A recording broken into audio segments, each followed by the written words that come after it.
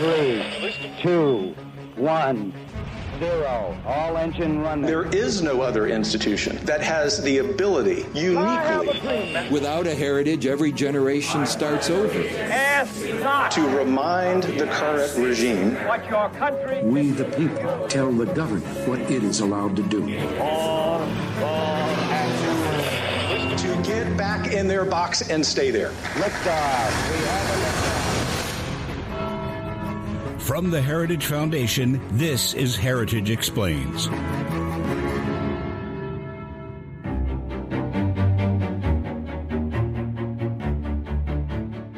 A high-speed railway in Indonesia, a Greek port on the Mediterranean Sea, a railway linking the Kenyan cities of Mombasa and Nairobi, solar installations in Zambia, hydroelectric power plants in Ethiopia.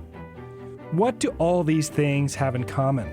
They're all infrastructure projects, obviously, some recently completed, others currently underway. But they are projects supported by the Chinese Communist Party as part of their Belt and Road Initiative. Of course, this might seem fine. It's good to build roads, ports, and railways. But as you might guess, the Chinese Communist Party is not just out to support economic development. There are ulterior motives here, and Americans must identify and counter those aims when necessary. On today's episode of Heritage Explains, Heritage Vice President Victoria Coates sat down with author Michael Sobolik, author of Countering China's Great Game, A Strategy for American Dominance, to talk about the Belt and Road Initiative, among other topics. Have a listen. Welcome to Heritage Explains. I'm Victoria Coates, and it's a great pleasure today to welcome my twice former colleague, both in Senator Cruz's office and at the American Foreign Policy Council, Michael Sobolik. He is a senior fellow in the Indo-Pacific at AFPC, and he is the author of the just-published Countering China's Great Game, A Strategy for American Dominance. Michael, congratulations on your book. Thanks for having me, and thank you for the kind words, Victoria. Absolutely. And I always ask this question first, and I think I might already know the answer, but why did you write this book, and why now? So I spent, as you know very well, 5 years in the Senate working for our former boss, Senator Cruz from Texas. And I recall there was one day where I had some dinner event that I was asked to present on the Senate's broader China legislation that was going through the chamber. And I took stock of all the China bills that were going through, and I noticed that they fell into one of two policy buckets.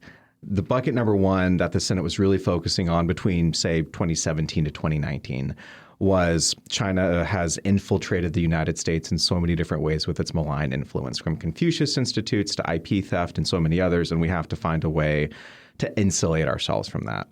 The second bucket was realizing this, oh my goodness, so many American companies are complicit in human rights abuses inside of China just in the course of normal legal business investments. So a lot of legislation was dealing in these two issues, but there was a third bucket that I realized was really unaddressed on the Hill, and it was this problem of what are we going to do to mess with Beijing, and more specifically, what are problems that we are creating for our competitor for them to respond to?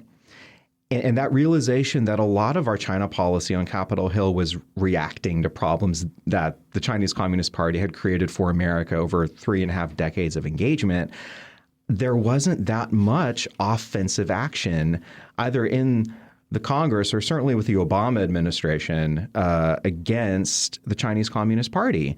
And that was a huge motivator to try to figure out a vision for going on the offense. Excellent. And I wanted to sort of dive right in on Chapter 1, Imperialism Strikes Back. You addressed the protests in Tannenbaum Square in 1989, and that, to my historical eye, has emerged as the moment when China concluded it could go not in the path that everyone in the West was hoping it would go in terms of increasing economic engagement leading to political liberalization and joining the world order and generally behaving like a normal country, but that they didn't have to do that. That the West was willing to look aside, even with the most flagrant human rights abuses, in order to keep the economic cooperation going. And so I just wanted to ask you what your views are on Tiananmen as a pivot point, and how China has, as we're now 30 plus years out from that, how they view that incident and how it has shaped their policy. So one of the pieces of advice I got when I was writing this book was it's helpful to write angry sometimes because it just helps you write with more clarity. And I was angry writing this part of the book about Tannenbaum Square because I came across a factoid that I did not know previously, that the security cameras in Beijing that allowed the Chinese Communist Party to identify the student protesters that they didn't maul and destroy with the tanks at first, those were American and British security cameras. And then maybe 6 or 7 years later, when the whole world decided to forgive the regime for Tiananmen Square and the investment from not just companies, but from multilateral development organizations started to flow back in, you had the World Bank subsidizing those same cameras in Tibet in 1996. And it was this collective desire on the part of so many democracies in the United Nations and the World Bank and so many others that it must be true that history has ended. It must be true that democracy is this inevitable siren song, even for a regime as authoritarian as the CCP. And it was a willing decision to ignore reality. And at the time, when George H.W. Bush was responding to Tiananmen Square, keep in mind, this is the exact same year the Berlin Wall came down. And a few months earlier in Tiananmen Square, the party was cracking down on Chinese protesters with the assistance of Western technology. We were building the Great Firewall on one hand and tearing down the Berlin Wall on the other.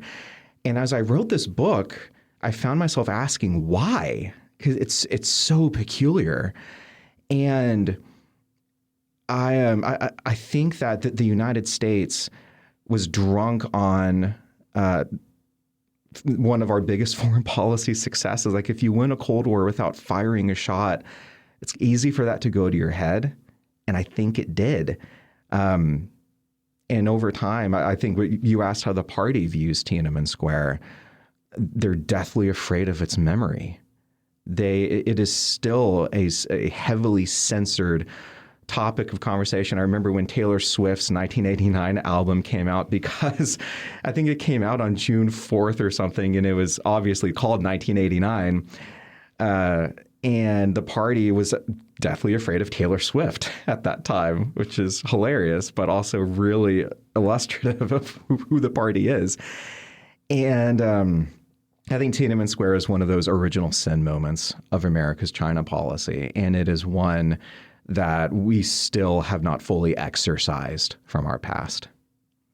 No, I agree. And they also seem deathly afraid of Barbie. So maybe we're onto something with pop culture. Maybe so. And the other issue, particularly around human rights, that I wanted to get your views on was Dr. Liu, the case that we worked on from the Senate, sort of what the ramifications were of that activity, and seeing how legislation can sometimes be helpful in advancing a human rights agenda. Yes, I have so much fun telling this story of what Senator Cruz did for Dr. Liu Xiaobo and his wife Liu Jia, because I think it's the best example I've ever come across of how standing for human rights is not it is not just the morally right thing to do. It is the strategically savvy thing to do. I will never not find it hilarious that this became a top 3 legislative priority for the PRC embassy and for their UN mission in New York. I was up in New York. I was about to fly out to Israel for a week-long event, I think in 2017, and I was able to snag a meeting with someone at the United Nations the day before we left. And I sat down with him, And he said, this is like one of the biggest things they canvass up here, right? And I had no idea at the time. And for the listeners who don't know what we're talking about, the bill that Senator Cruz introduced and advanced was so simple. It literally changed the street that the Chinese embassy resides on in Washington, D.C. to Liu Xiaobo Plaza. So every single piece of mail that the Chinese embassy would receive in D.C. would have the name of this Nobel Prize winning political dissident that they had tried to silence for decades. And Senator Cruz modeled this over a legislative play that Senator Grassley did during the prior Cold War with Andrei Sakharov in the Soviet embassy. And when you force authoritarian regimes to confront their tyrannical behavior in ways that they try to conceal, it puts them not only in an uncomfortable position globally, it exposes how afraid they are of their own people inside of their own borders. And this is, I think, a mistake that is easy for Americans and maybe just Western democratically minded peoples to make, because we see the capability that these authoritarians have, that, oh my goodness, they have the ability to shut down discourse on the internet. They have the ability to find anyone they want to find and silence them. We saw this during the early days of the COVID-19 virus, when they tracked down doctors who were telling the truth about the virus in China and completely silenced them. It's impressive that they can do that, but it also is a sign of weakness and fear. Like, secure governments do not feel the need to do this, or they should not feel the need to do this ever.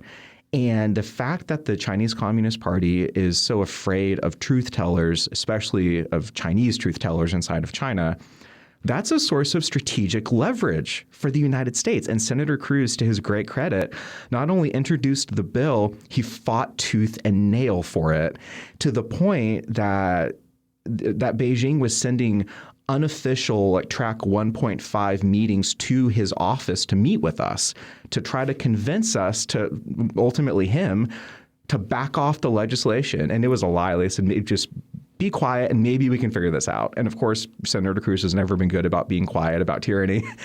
And to his credit, and in large part because of him, they let Liu Jia leave China. And it was a huge, huge success. Well, describe what happened when after Dr. Liu died, basically at the hands of neglect of the CCP. How was that leverage exercised? Oh, yeah. So their hope was, after Liu Xiaobo died, that Senator Cruz would give up on the bill. And he didn't, because as we just said, he left behind a wife. And I remember our old boss talking about a meeting he had with then Secretary of State Rex Tillerson at the State Department. And the former Secretary of State told Senator Cruz, like, they are breathing down my neck on this bill. And what the senator said was, okay, fine, I'll make a deal. They let Liu Jia leave and I will drop the bill. I won't even advance it anymore. I won't bring it up again. I won't reintroduce it. All they need to do is let her go. And he tried, I don't know how many times he tried to pass this bill on the Senate floor by unanimous consent, but he tried several times, at least 3 that I can think of off the top of my head. And every single time it was either opposition from a former California senator, or we also had some issues on the Republican side of the aisle behind the scenes. So he was catching flack from both ends on this. And I remember one time in the cloakroom when he found out that there was going to be another objection. And this is just one of those moments that when you're privileged to work in government, you get to see people when there isn't a camera on them. And it was always evident, I think, to us who worked on this, how much it meant to him.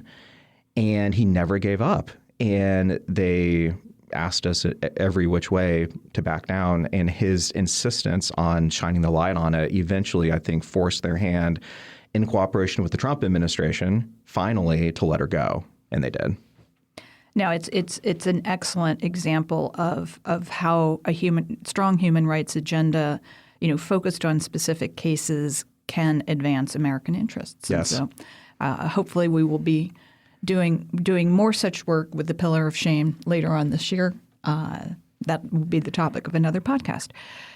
Moving on to China's global posture, it's fashionable in some corners of Washington right now to suggest that because China is the preeminent national security challenge to the United States on so many levels, economic, cultural, military, all of these come into play that and at the Heritage Foundation we strongly agree with that assessment, but that for that reason we need to be primarily focused on the Indo-Pacific region. And as much as we like you, Michael, and want to give you lots of material to work on, what's clear to me is China is not confining their activities to the Indo-Pacific region. And recently, after the testimony of the SOCOM, the Southern Command head, that the largest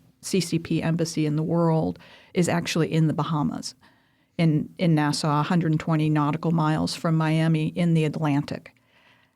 The inability we are not able at this point to confine China to the Indo-Pacific. So if we focus exclusively on the Indo-Pacific, I think we're going to be in trouble.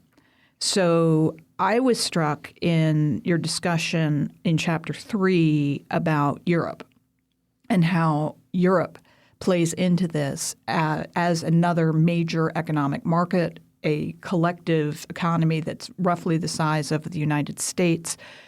So in a way, a peer economically of China and the United States, which has a very conflicted relationship with China because the United States needs access to the European market. They're one of our largest partners that could expand.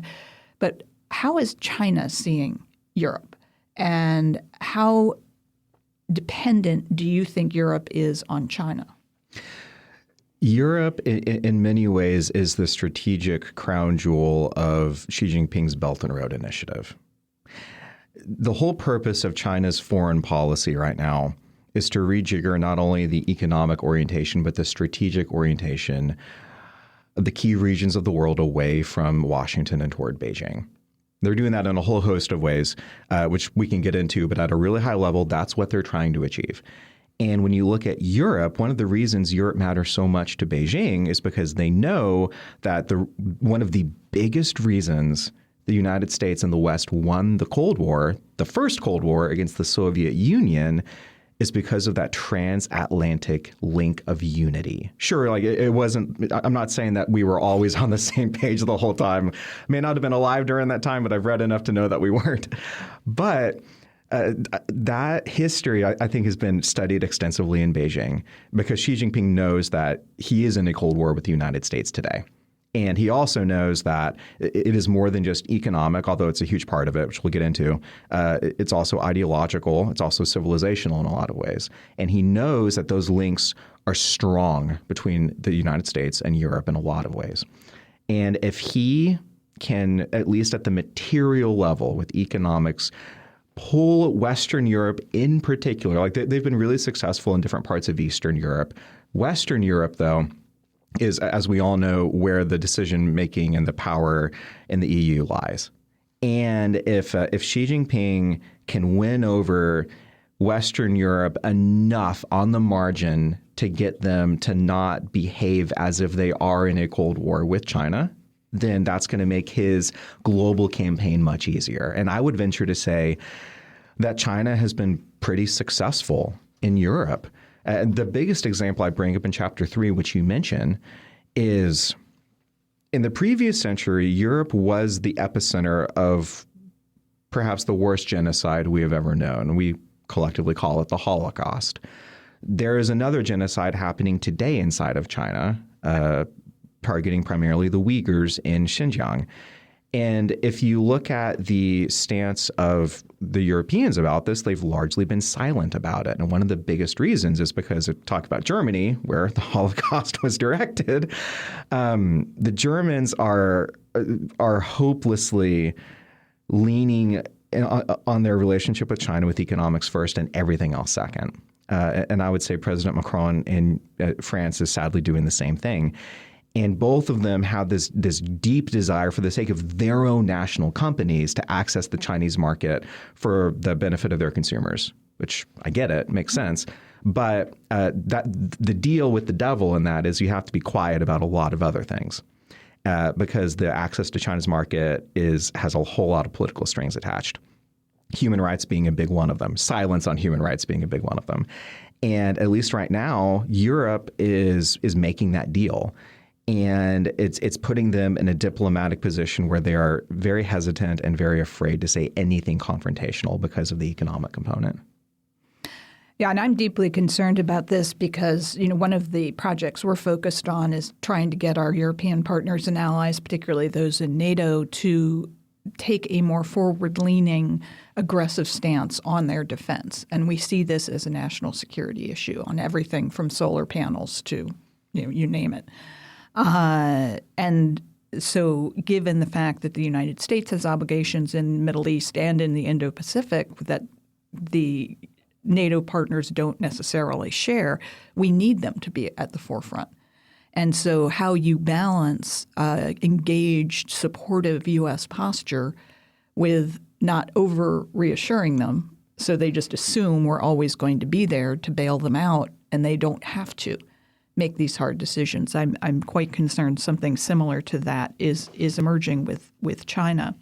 And along those lines, I was wondering if you could talk a little bit more about Belt and Road, particularly in terms of how China is using predatory investments, the debt traps, so-called, that you mentioned on page 86 of Chapter 4, that how are they using that in the developing world to advance their interests, and why isn't the United States doing more to counter it? Belt and Road, as you mentioned, is not a regional policy. It's a global phenomenon. And I think one of the most shocking things about the BRI that I came across writing this book was you previously mentioned Latin America. And in the course of writing that portion of Chapter 3, it shocked me when I learned that they're essentially trying to do what the Kaiser tried to do in World War I and what Hitler tried to do in World War II and what the Soviets tried to do during the Cold War, which is to infiltrate our own hemisphere and to limit our own ability to exert our own strategic influence in our near abroad. That is absolutely what China is trying to do. Now, you mentioned the Bahamas. If you go further south, you see them doing the same thing in Argentina with very sensitive space bases there that they have a multi-year lease on that even the Argentine government has trouble getting access to because of the agreement. You look at what they're doing in the Pacific Islands. That's not just them trying to isolate Taiwan, although that's a huge part of it. They are trying to break into the near abroad for Guam and Hawaii. They are they're an expansive power, and they're not just expanding where it's easy for them. They are challenging the United States at every single turn. And one of the ways they do this is with predatory economics. And this is one of the really challenging parts of the Belt and Road and the American response to it, or maybe the lack of American response to it, because what China is doing is going into the global south and offering below market loans for infrastructure. And they're happy to undercut Western companies, whether it be a Japanese company or American company or Australian company or a French company or what have you, because they don't care ultimately about turning a profit. This is one of the strategic benefits that Xi Jinping has against us in this. I had a conversation with a Central Asian embassy last year about this, and I asked the question, how are we doing with countering the Belt and Road in your neighborhood? And he said, well, we got two interest rate offers, one from you guys, one from China. The U.S. interest rate was 14% and the Chinese interest rate was 2%. So that is an insurmountable delta between those two interest rates. It's not that America hasn't tried Because like under the Trump administration, we had the Blue Dot Network with the Japanese and the Australians to try to help countries better assess the quality of the loans that China was offering them. We pulled some resources with those same countries to try to do good faith effort to have an alternative. Nothing has worked. Biden's Build Back Better World thing has been a bust. Nothing has come from it. And this is, whenever I talk to college students, this is the unanswered question about the Belt and Road. How do we offer an at-cost alternative? I have not seen a compelling answer from anyone. The reason I don't give one in the book is because this is an offensive sabotage their own policies, basically. But in that reactive category, we have to find an answer to this. I haven't seen a good one yet. No, and I think that is an excellent question for any candidate for president. We now have pretty clearly our two, but I think answering that will be critically important. Now, in that answer, you mentioned another sort of magic word here in Washington, which is Taiwan. And last question before we get to the conclusion of the book, what are your views on Taiwan? How does Taiwan play into the great game? And what should the United States be doing vis-a-vis Taiwan?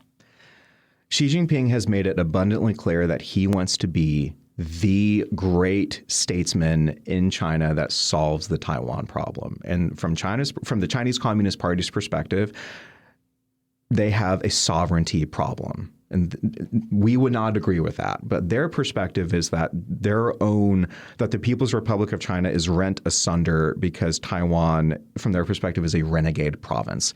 So they view Taiwan not as a war of offense, but as a war of liberation, which is a really chilling framing, but that is how they describe it. And Taiwan, for the United States, is more than just an island 8,000 miles away and a couple hundred miles off of China's coast, although it's easy to think of it that way. If your starting point is that we're in a Cold War, and that is my starting point, I know that's the starting point of a lot of folks at the Heritage Foundation as well. You guys have literally published a huge report about China policy about us being in a Cold War with them. Taiwan is the first primary point of military skirmish in this Cold War, maybe the South China Sea. I could see that happening pretty easily, but Taiwan is the crown jewel for the PRC. And if they try to go to war over Taiwan and lose, that implicates not just Xi Jinping's influence, it could implicate his life, certainly his role. Like Chinese politics is a dangerous game to play. But Taiwan matters for the United States, not just because they're a fellow democracy. It matters technologically with the semiconductors that are produced there that undergird daily technological life in ways we take for granted. It matters also geopolitically, as I argue in the book, and I think this is so underappreciated, they will not stop at Taiwan. I do not think we appreciate China as an imperial power like we should. If you sit yourself in China and turn around in a circle, they have border issues in every single direction. And if they get the momentum with Taiwan, they're not only hoping that they can stave off some of their medium to long-term demographic and economic problems, they will have the wind at their backs because the credibility of the United States in a huge way is going to be an open question. No, we haven't promised to defend Taiwan legally in a treaty. We haven't done that since like the 70s. But what we have strongly implicated is that we have an abiding interest in cross-strait stability. And if we allow that stability to divert into chaos, and if Taiwan falls, we don't want to live in that world. Not only for security reasons, but the world will get increasingly expensive for the American consumer as the world gets more dangerous. The more we can get ahead of these problems, the better for everyone. And I don't know how this is going to play out, but we've got to make sure it never comes to that where Xi Jinping gives the go order. We strongly agree. And I wanted to end on a more hopeful note. There's a lot in this book that's very sobering. As you say, it makes you angry that we have allowed this situation to develop. But just in that answer, you did mention a couple of things that I've been very taken with, the demographic and economic problems that China has. And what you said at the beginning of, why aren't we doing everything we can every day in ways big and small to make those problems worse? Because, what you lay out is that the rise of China is in no way inevitable in the end. As much progress as they've made, and your subtitle is a strategy for American dominance. So you're still hopeful that that's possible.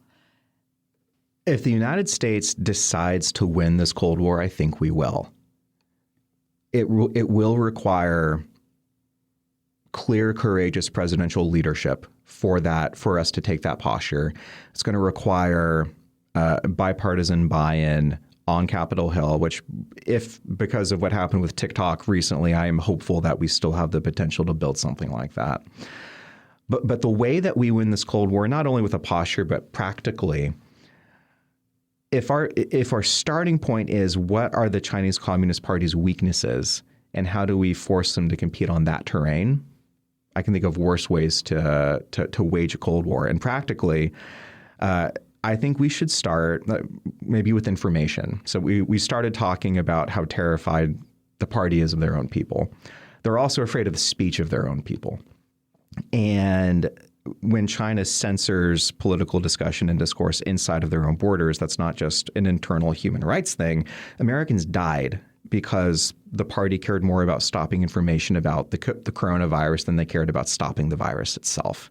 So this is a national security issue. And I had your old colleague, Matt Pottinger, on my podcast maybe a year and a half ago to talk about China and information and the Great Firewall.